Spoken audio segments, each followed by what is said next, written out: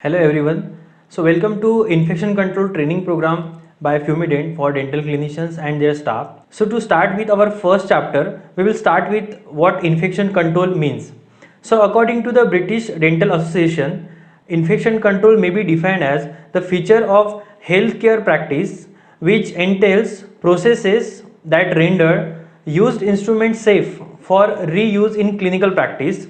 It means it will include sterilization or the disinfection of the instrument, cleaning of the instrument, and sterilization monitoring. Then the control of spread of cross contamination in healthcare practice or in healthcare setting by nullifying or limiting exposure to pathogenic microorganism, which will include the use of PPE.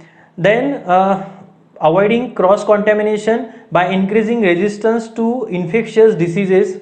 It will cover the antibiotic stewardship program and the effective healthcare waste management and management of infected healthcare service provider. It means it will include the vaccination and protection of healthcare workers. So this definition includes the whole infection control training program, and we will see each and every topic according to this definition or whatever is included in this definition. So to start with infection control training program, the first and most important thing is what are the standard precaution or what are the universal precaution that we should follow, and it should be considered for all infection and not for only coronavirus or COVID-19. So what are the universal precaution rules? Consider all patient as potentially infectious patient. Then assume all blood or body fluid and tissue to be potentially infectious. Then assume all unsterile needles or sharp as a potentially contaminated for spread of infection. So what standard precaution that we should follow? Wash hands before and after all patients or specimen contact. Then handle blood of all patient as a potentially infectious. Then wear gloves for potential contact with blood and body fluid. Then prevent needle stick injuries. Wear personal protective equipment while handling infectious patients or body fluids. Then handle all linen either soiled with blood or without blood as a potentially infectious. Then process all laboratory specimen as potentially infectious. In case of dental practices, the impression which we took, the impression which we take in day-to-day practice, that are source of potential infection. Then wear a proper mask for airborne diseases. Then correctly process instruments and patient care equipment. Then maintain environment cleanliness, that is a disinfection. Then follow proper waste disposal practices. So these are the standard precautions that you have to take in your day-to-day clinical practice. Then the next point is how the workflow or the spread of infection occur in the dental setting. So there are four things which are included in a flow of infection or spread of infection. The one is a dental office, which is the second part is a dental laboratory, which is they are connected with each other, and then from there to our families, and from there to our families who are working in dental clinic or in the dental laboratories, to their families, and from there to the general public. So in dental clinic, infection can spread from one patient to another patient, or from patient to dentist, or from dentist to patient, or from patient and dentist to their staff, or vice versa. So this is a spread of infection or flow of infection within a dental clinic. Then from dental clinic it can spread to dental laboratory through the transport of infectious dental impression which do not get disinfected properly, and from dental laboratories again, which as prosthesis get delivered to the dental offices,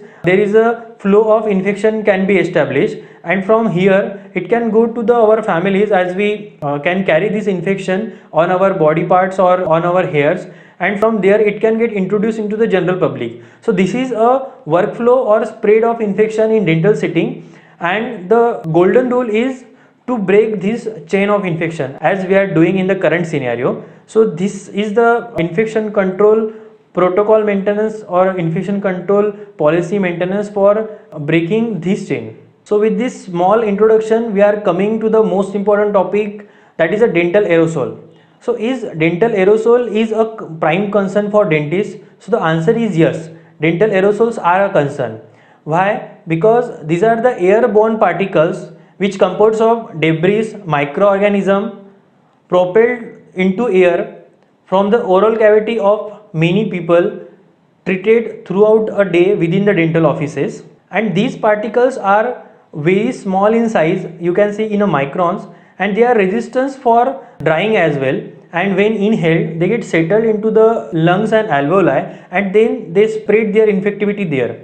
So in dentistry, these invisible aerosols get inhaled by dentists or other healthcare workers and can lead to the respiratory infection. So some clinician may believe that people with severe respiratory infection, they never visit to dental clinic, but this is not a truth, because most of the microorganism sheds in high number during the incubation period or immediately following the cessation of clinical symptoms of many diseases. So during both of these time, patients are generally functions normally and could seek dental treatment. So we have to be very precautious with this kind of patient. Some clinician claims that because of constant exposure to these aerosols, their immunity is improved. But this clinical research associated survey, which was conducted for 5 years in interval from 1990 to 2005, shows that most common reason reported by dental clinician for missing work is respiratory infection. So this is a prime concern as far as the dentistry is concerned. So what is aerosol? So aerosol is defined as a suspension of solid or liquid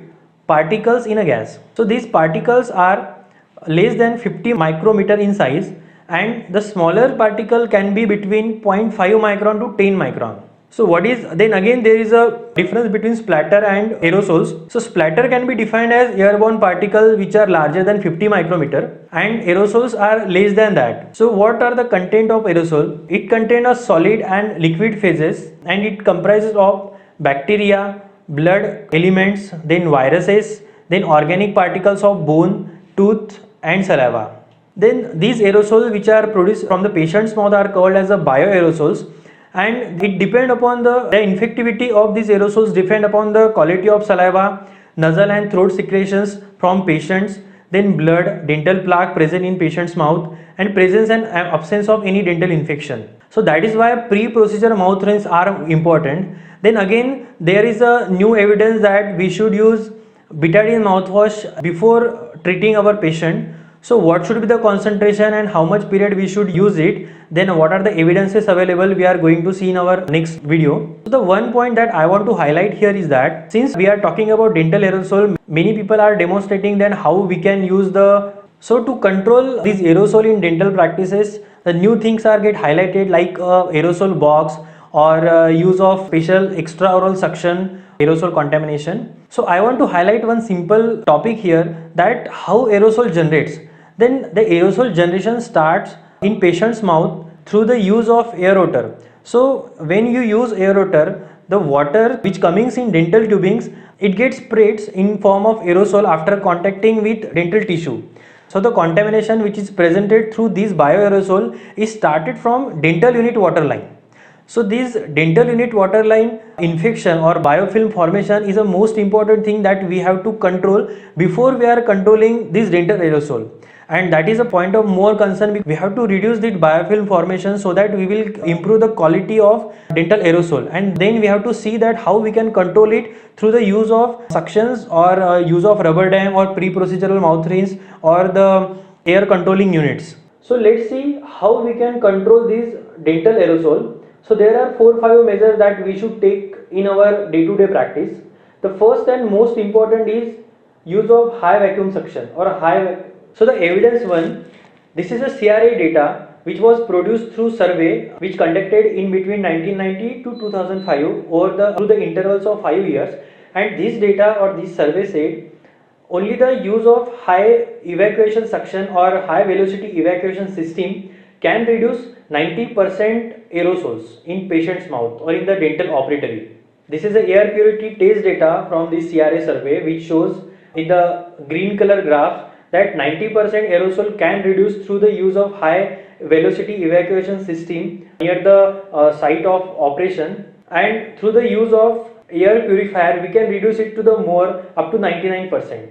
So Fumident is going to introduce a made in India air purifier specifically designed for dental clinics, which will be consist of UV light disinfection system as well as HEPA filter. So if you are interested in obtaining this product for your clinic or for maintenance of aerosol generation in your clinic, you can register your interest in on our website in UV light disinfection service program. So the evidence to this is a study. So this was the pilot study which was conducted on the phantom head. So in this study, fluorescence dye was used in the reservoir supplying water for scaling, and they placed adhesive tape in 6 directions from the patient on from the phantom head at the distance of 1 feet up to the distance of 5 feet, and the result of this study was maximum contamination was found on right arm side of operator, left arm side of the assistant. So contamination was also found on the head, chest and inner surface of face masks of operator and assistants, as well as there are some studies which shows that aerosol can reach up to the eyes of the operators. And this study also showed that this aerosol remains suspended in air up to the 30 minutes. So conclusion of this study was the occupational health hazards of dental aerosols can be minimized by following simple and inexpensive measures. The high velocity evacuation system, it provides a best solution for controlling aerosol up to the 98% according to the studies. And as there is no single solution which will provide 100% protection from dental aerosol, we should use proper PPE for our protection, then high velocity evacuation system, pre-procedural mouth rinse, then advanced air filtration system in our day-to-day practice. So as aerosol cloud can remain suspended in air for 30 minutes after the procedure, the operator should not remove PPE, specifically the mask, if that. So as aerosol remains suspended up to 30 minutes in dental operatory after the procedure, it is recommended that operator should not remove PPE immediately after the procedure to reduce risk of contact with airborne contaminants. So there are some new technology that we can use to reduce aerosol, like HEPA filter or UV light disinfection, or air purifier, but these technologies are costlier and every dentist cannot afford it. So there are the cost effective methods such as high volume evacuator with large bore evacuator tip. So we are now going to see that how we should establish a high evacuation system in our clinic. So what is high volume evacuator? It is a suction device that draws large volume of air over a period of time. This differ from low volume evacuation, which pulls significantly lower volume of air. So air volume is measured in cubic feet per minute. So the air volume is measured in cubic feet per minute, while both high volume suction or low volume suction are connected with the same static pressure from compressor. The difference in air volume evacuation is due to the bore size of suction and the number of holes present into the suction tip. So you need not to worry about vacuum suction or vacuum pressure from compressor, but you have to use a large bore tip with a diameter of 8 mm or more, which can remove air up to the 100 cubic feet per minute. So how we can check it in our dental clinic? So there are two tests by which we can test it. So I am going to explain those tests here.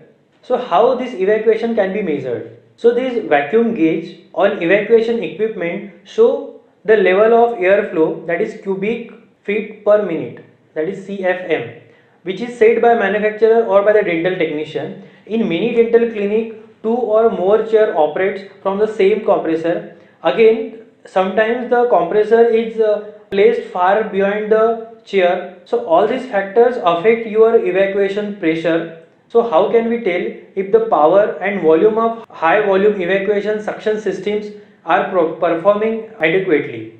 So how we can tell if power and volume evacuation suction system are working or performing properly? So there are two tests. First test is time water test. So take a 8 ounce, that is 250 ml of water, and place a suction tip in that and calculate the time required to suck 250 ml of water. So according to the required standards, your suction should be able to suck 100 cubic feet air per minute. So the 250 ml of water should get sucked in 0.6 minute. That means 800 ounce or 100 cubic feet of air will get sucked. So to calculate capacity of your high velocity evacuation suction, the 100 cubic feet of air should get sucked within a minute. The 1 cubic foot of water is equivalent to 8 gallon of water approximately.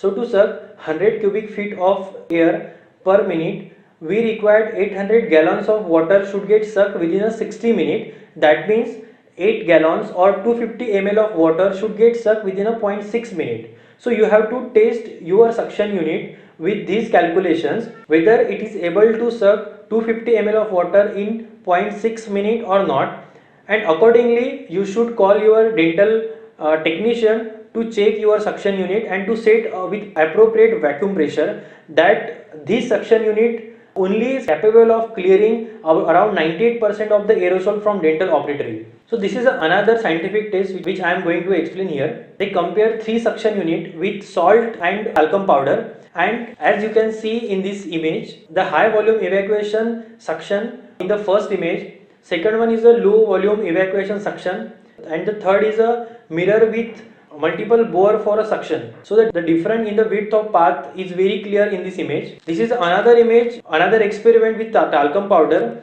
and again in the first image, second and third, we can see the third image, the suction mirror with multiple bore is able to suck more talcum powder. So this suction mirror is from the New Bird company, which shows a more efficiency than the low suction evacuation system. So to conclude with the dental aerosol, what should be the action plan by the dentist? Use standard high velocity evacuation suction with bore tip of 8 mm, which should be able to clear around 100 cubic feet of air per minute. Then the another measure that we should take care of will be a dental unit water line disinfection. That is the next topic that we are going to cover. Then use of proper PPE by operator and their staff. Then the pre-procedural mouth rinse, proper ventilation in dental clinic, and controlling the air conditioning system in dental clinic. So all these things we are going to cover in our next video.